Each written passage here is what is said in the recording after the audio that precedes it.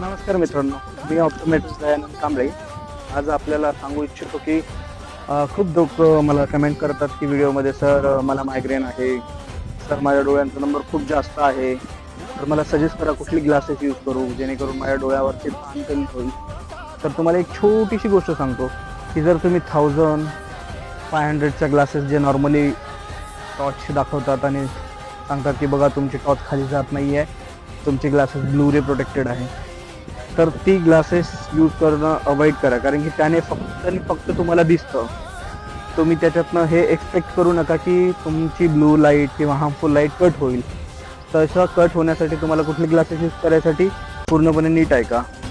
तुम्हाला झाईस, निकॉन किंवा क्रिसाल अशा ब्रँडेड ग्लासेस यूज करत असाल तर त्यातनं तुम्हाला 30 to 50% ब्लू रे हे कट करतं.